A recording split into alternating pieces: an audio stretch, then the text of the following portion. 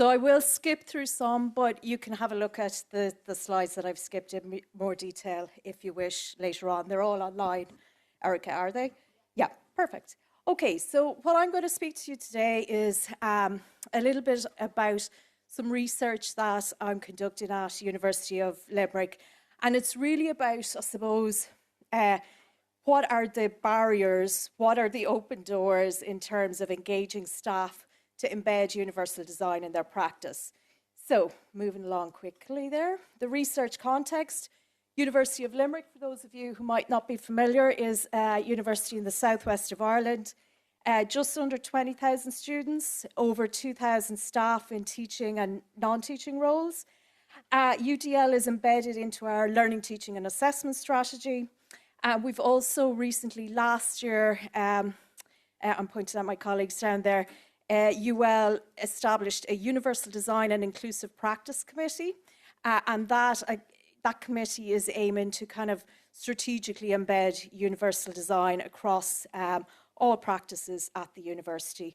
My colleague Tracy and Thomas O'Shaughnessy will be speaking about that piece of work from the committee tomorrow, is it, Tracy? Tomorrow, yes, if anybody wants to check that out. In terms of my own role then, similar to Helena, who was speaking on the panel earlier, my role is as Universal Design for Learning lead, started in July 2023. It's a SATL funded position, so that's the Strategic Alignment for Teaching and Learning Enhancement Fund. And I suppose what that has enabled is to embed a number of strategic enablers across the university to support staff to embed universal design for learning, but more broadly as well, universal design in their practices. The slide is a little bit cramped there, but there are 4 broad categories of enablers. Professional learning, including the universal design badges, one-off workshops, introduction to UDL. We've embedded universal design for learning across our PG Cert and diploma in teaching, learning and assessment. And then we've also integrated universal design for learning in curriculum design support, such as the ABC learning design model that some of you will be familiar with. Community of practice then. I'll be speaking a little bit about that shortly, but formal and informal practice sharing events.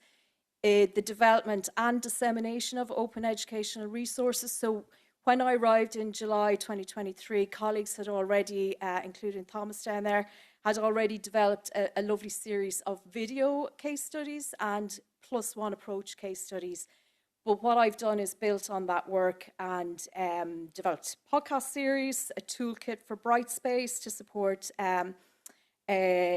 people to embed universal design through our virtual learning environment and other resources. And then the 4th kind of category came about really, I suppose, based on feedback from stakeholders in the first year of my role, which is the need to kind of build awareness around universal design and UDL in the student cohort. So similar to kind of some comments from the panel earlier. So co-designing a universal design for learning badge, the development of a workshop around digital accessibility, and another research study around Gen AI and academic integrity resources. So what we did was we co-created inclusive resources with students around those 2 kind of very important areas in higher education today. So the aim of the research, obviously in terms of reporting, we all have to gather our stats on impact, etc. But oftentimes they're very quantitative based. So what I wanted to do was complement that by doing some qualitative research, and that's what I'm going to focus on today. Okay, I'm jumping around a tiny bit to save time. So it's a case study around the impact of those strategic enablers on the student experience and on staff practices. Originally, I had just focused in terms of the Altitude Charter on just the pillar around teaching, learning and assessment. But as my kind of work evolved, it has included non-teaching staff, so reaching across the various pillars. Focus group was the way I went in terms of data collection. Did some in November, December 2024, last December again, and February, March. I'm in the middle of them now. Actually, that's a typo. It should be February, March 2026. So number of participants I've left it to be confirmed because I was in the middle of gathering focus groups when I submitted these slides. But approximately 120 students, and there were 25 staff to date. The analytical approach that I took was reflexive thematic analysis that some of you will be familiar with, Brown and Clark. And the focus for this presentation is on the analysis of focus groups with staff as opposed to students. So benefits of those enablers, the professional learning, community practice, etc.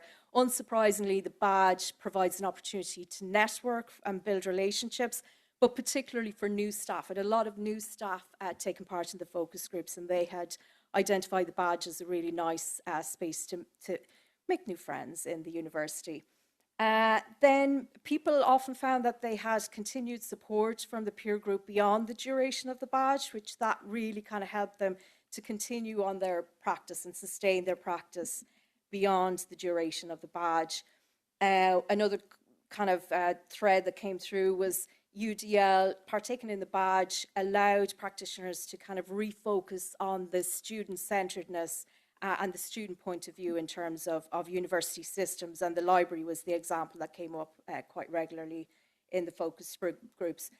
Something that I hadn't expected was a ripple effect on work beyond individual practice, so work in various different collaborations, both within UL and also beyond at national level. So that was really good to see.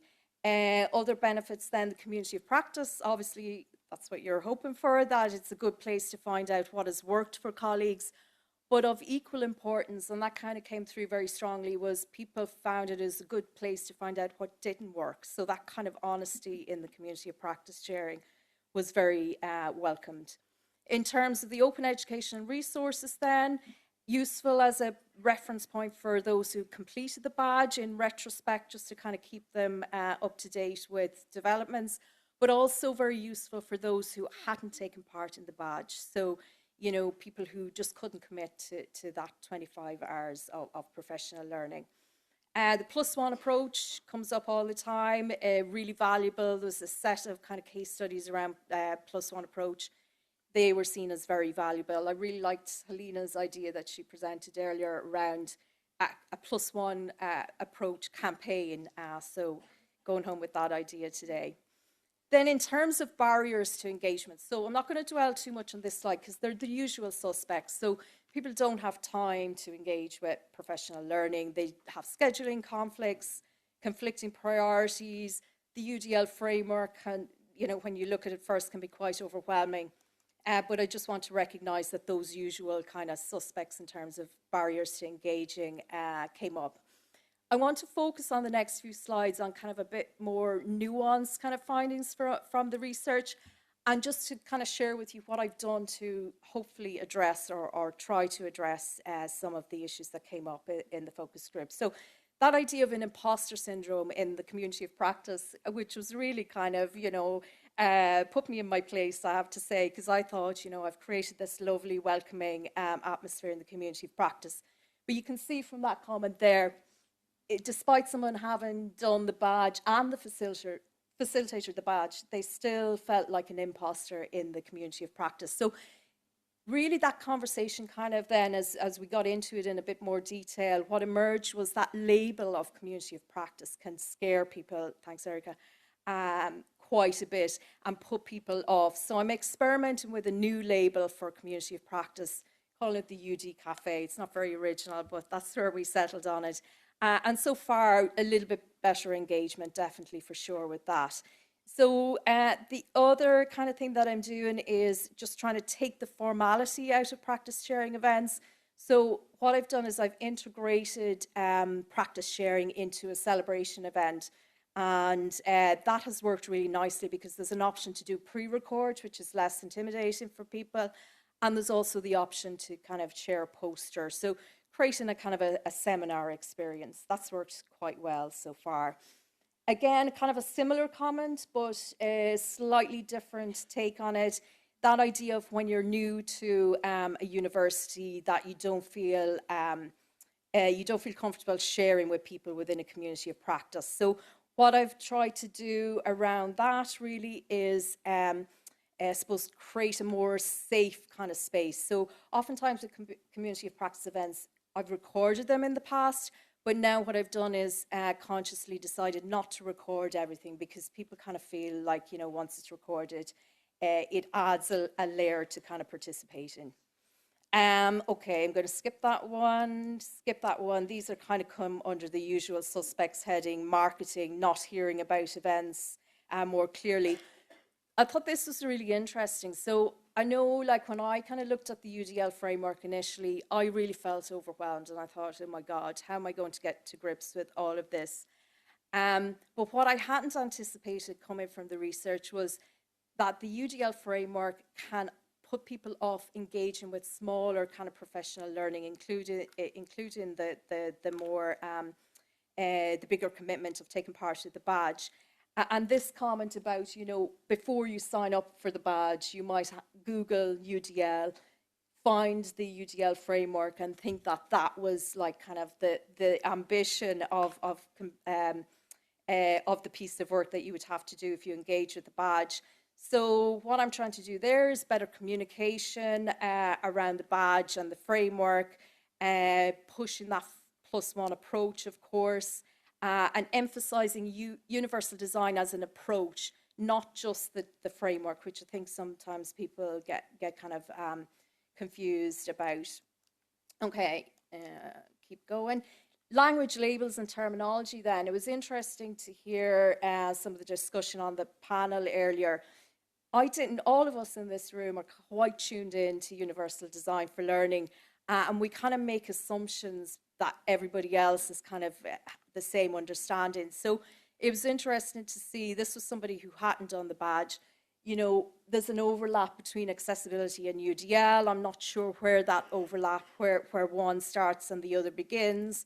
Through the work of the Universal Design and Inclusive Practice Committee, we have an opportunity to make, to kind of, I suppose, create a shared understanding of those labels. But I just thought it was an interesting comment there. I'm going to skip on. How am I doing? Have I won? Perfect. Okay. Perceived lack of evidence around UDL. So obviously, most of us in the room are convinced of the value of UDL. There have been conversations around, you know, improving research around the impact of UDL on student experience. UCD are working on the new badge around kind of supporting more research for practitioners, which is fantastic. But it was interesting to see that people are aware of that kind of, you know, discourse around lack of evidence. And, you know, there is plenty of evidence available, but that kind of the idea of a lack of evidence coming up for people was definitely clear there. In terms of addressing that, then obviously the new badge will work towards that, and the new framework for supporting research. But in terms of myself in UL, I suppose what I've done is kind of encourage people to talk about that and not hide away from it, or not kind of shy away from discussing that. And then just finally, sorry, time's up, yeah. In terms of something that I hadn't considered as well, that idea of somebody coming back from a career break, that came up in one focus group, but actually everybody rode in. There was several people who had taken a career break, and we were talking about maternity leave in this case. But that idea of coming back after 4 years of being away, and the language, the focus on UDL was totally new to this person. And I suppose you can address that through those kind of introductory workshops. And another idea that came up that was suggested, I'm not sure if we can fund it, but the returning to work sessions. Now I'm going to finish, sorry, Erica. If anybody wants to chat to me, I'd be delighted to chat to you. But the next steps, continuing doing focus groups, continuing to be informed by the research, you know, over the next couple of years. That's it from me. Sorry for going over. Yeah.